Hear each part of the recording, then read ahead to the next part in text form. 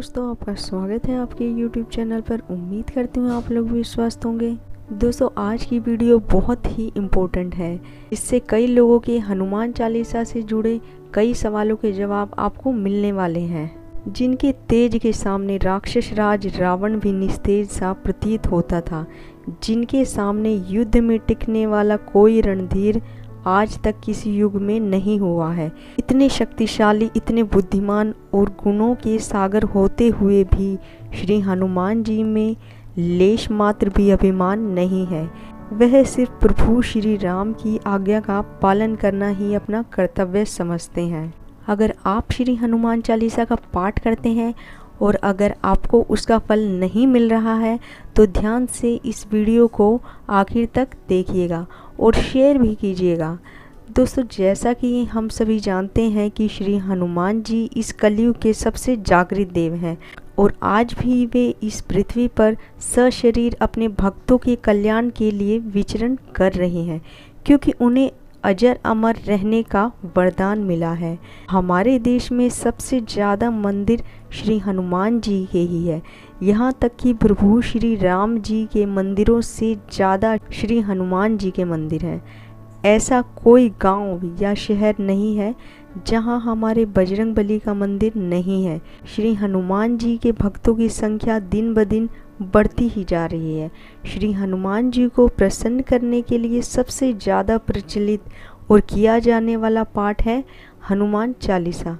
श्री हनुमान चालीसा एक ऐसी कृति है जो श्री हनुमान जी के माध्यम से व्यक्ति को उसके अंदर विद्यमान गुणों का बोध कराती है। इसके पाठ और मनन करने से बल बुद्धि जागृत होती है। श्री हनुमान चालीसा का पाठ करने से व्यक्ति खुद अपनी शक्ति, भक्ति और कर्तव्यों का आकलन कर सकता है। लेकिन कई भक्तों को उनकी निरंतर आराधना के बाद भी फल नहीं मिलता है। वे व्यक्ति नित्य हनुमान चालीसा का पाठ भी करते हैं किंतु उन्हें लाभ नहीं मिलता है। ऐसा क्यों होता है? ऐसी कौन सी गलती हो रही है आपसे जो आपको हनुमान चालीसा का फल नहीं मिल रहा है? दोस्तों, आज हम 5 सबसे बड़े कारणों के बारे में बात करेंगे जिसकी वजह से श्री हनुमान चालीसा का फल नहीं मिल रहा है, या कहीं तो लाभ नहीं मिल रहा है, या प्रभु की आप पर कृपा नहीं होती। तो ध्यान से आप हर एक पॉइंट ज़रूर देखें ताकि आप एक भी पॉइंट मिस ना करें। सबसे पहला कारण प्रभु से एकचित्त ना होना। दोस्तों, कई लोगों की एक आदत होती है कि पूजा पाठ या ईश्वर का ध्यान करते समय वे दूसरे विचारों में ही खोए रहते हैं। जैसे कोई अपने बिजनेस के बारे में सोचता है तो कोई अपने रिलेशनशिप के बारे में, या ऐसा कहें तो लोग अपने अपने टेंशन में ही खोए रहते हैं। वे बस सिर्फ फॉर्मेलिटी के लिए ही जाप करने बैठते हैं। अब आप ही कहें, अगर आप प्रभु से एकचित्त नहीं होते, हमारी भक्ति में ही दृढ़ता नहीं है, हम सच्चे दिल से भक्ति नहीं करते, तो भला प्रभु अपनी कृपा हम पर क्यों करेंगे? दोस्तों, हम समझ सकते हैं कि हम अपने विचारों को बंद नहीं कर सकते, लेकिन ध्यान या मेडिटेशन करके हम अपने विचारों पर कंट्रोल कर सकते हैं और एक जगह केंद्रित कर सकते हैं। इसलिए सिर्फ हनुमान जी ही नहीं बल्कि किसी भी देवी देवता का कोई भी पाठ क्यों ना करें, अपने मन को प्रभु के प्रति समर्पित करें। आप जो भी पाठ करें उसका महत्व समझें, सच्चे दिल से पाठ करें, फिर देखना प्रभु की कृपा आप पर जरूर होगी। दूसरा कारण है स्वार्थ की भक्ति।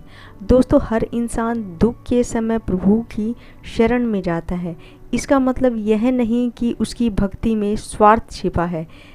यहीं पर लोग कंफ्यूज हो जाते हैं। लोग दुख के समय हर कोई कुछ न कुछ ईश्वर से मांगता जरूर है। उदाहरण के तौर पर यदि कोई व्यक्ति दुख और तकलीफ में प्रभु की शरण में जाता है, सच्ची भक्ति करता है, अपने आप को उनके लिए समर्पित भी करता है, प्रभु उसकी भक्ति से प्रसन्न होकर उसकी सारी तकलीफ दूर भी करते हैं। लेकिन सब कुछ अच्छा होने के बाद अगर वो व्यक्ति प्रभु से दूर हो जाता है, पूजा पाठ और सच्चे मन वाली भक्ति बंद कर देता है, तब जाकर आप कह सकते हैं कि उसकी भक्ति में स्वार्थ छुपा था। इसीलिए हम कहते हैं कि दुख के समय तो हर कोई ईश्वर को याद करता है, लेकिन सुख में भी जो प्रभु के निकट रहे और उनके लिए समर्पित रहे, और उसे ही निस्वार्थ भक्ति कहते हैं। तीसरा कारण है बुरे कर्म।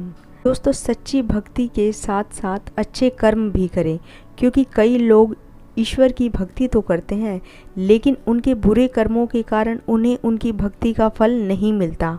आप ही सोचिए कि एक तरफ आप मंदिर में बैठकर या घर में पूजा पाठ कर रहे हो, और दूसरी तरफ आप जानबूझकर कोई पाप कर रहे हो, जैसे किसी निर्दोष को तकलीफ पहुंचाना, किसी का धन हड़प लेना, किसी को बुरे कर्म करने के लिए प्रेरित करना, किसी की स्त्री पर बुरी नज़र रखना, व्यसन करना आदि। फिर आप कैसे उम्मीद कर सकते हैं कि ईश्वर आपकी प्रार्थना सुनेंगे? एक बात जरूर याद रखना, ईश्वर ना दंड देता है ना माफ़ करता है। कर्म का फल हमारे सुख दुख का कारण बनता है। चौथा कारण है संकल्प पूरा न करना। दोस्तों, जब हम तकलीफ़ में होते हैं तो उस समय उस तकलीफ़ से बाहर आने के लिए हम हर एक प्रयास करते हैं। पूजा पाठ हो या व्रत रखना, मन्नत हो या संकल्प, वो समय ही ऐसा होता है कि हम सब कुछ करते हैं। लेकिन ऐसे भी कुछ लोग होते हैं जिनमें या तो धीरज की कमी होती है, या प्रभु के प्रति अटूट विश्वास की कमी, या फिर उनका मन कहीं भटक जाता है, या फिर आलस्य के कारण, जिसकी वजह से वे प्रभु के सामने किया गया संकल्प भूल जाते हैं या अधूरा छोड़ देते हैं। ऐसा बिल्कुल भी ना करें, अपने संकल्प को पूरा करें। अगर घर में सूतक हो या महिला भक्तों को मासिक धर्म की समस्या हो, तो वे सूतक खत्म होने के बाद अपना संकल्प जारी करके पूर्ण कर सकते हैं। पांचवा और आखिरी और सबसे महत्वपूर्ण कारण नियमों का पालन न करना। दोस्तों, कई लोगों की एक बहुत बड़ी प्रॉब्लम है कि वे कभी भी हमारे शास्त्रों में बताए गए प्रभु भक्ति से जुड़े नियमों का पालन नहीं करते। वे सिर्फ बस अपने ही कंफर्ट जोन में रहकर सब कुछ करना चाहते हैं, और जब प्रभु की कृपा प्राप्त नहीं होती तो वे ही सबसे पहले इंसान होते हैं जो भगवान को कोसते हैं, खुद नेगेटिव होते हैं और दूसरों को भी नेगेटिव करते हैं। अब आप ही बताएं कि कौन समझाए ऐसे लोगों को कि असली कंफर्ट जोन तो प्रभु भक्ति में है, बाकी सब तो माया है। प्रभु भक्ति के लिए सामान्य नियमों तक का पालन नहीं करते, जैसे कि स्वच्छ कपड़े पहनकर पूजा पाठ करना, घर में साफ सफाई रखना ताकि घर में प्रभु का वास हो, मांस मदिरा का सेवन करके पूजा पाठ न करना, व्रत और संकल्प के समय ब्रह्मचर्य का पालन करना, बिना नहाए धोए पूजा न करना आदि। आप सभी से विनती है कि कठिन भक्ति ना सही, कम से कम रोज़मर्रा के जीवन में सामान्य नियमों का पालन तो करें, जो कि हमारे हाथ में ही है। दोस्तों, आज कई लोगों को उनके सवालों के जवाब मिल गए होंगे। देखा जाए तो ये सवालों के जवाब हमारे पास ही थे। हर इंसान खुद ही अपनी गलती को जानता है। एक आप ही हैं जो खुद की गलती को सुधार सकते हैं। बस इन पॉइंट्स को भूलना नहीं, दिल से भक्ति करें, अच्छे कर्म करें, फिर देखना श्री हनुमान जी की कृपा आपके और आपके परिवार पर जरूर होगी। हमारे बजरंगबली बहुत ही दयालु हैं। वे अपने भक्तों को कभी दुखी नहीं देख सकते। वे आपकी सहायता जरूर करेंगे। तो दोस्तों, अगर आपको मेरे द्वारा दी गई जानकारी ज़रा भी यूज़फुल लगी तो प्लीज़ आप वीडियो को लाइक कीजिए, शेयर कीजिए और सब्सक्राइब कीजिए। Thanks for watching.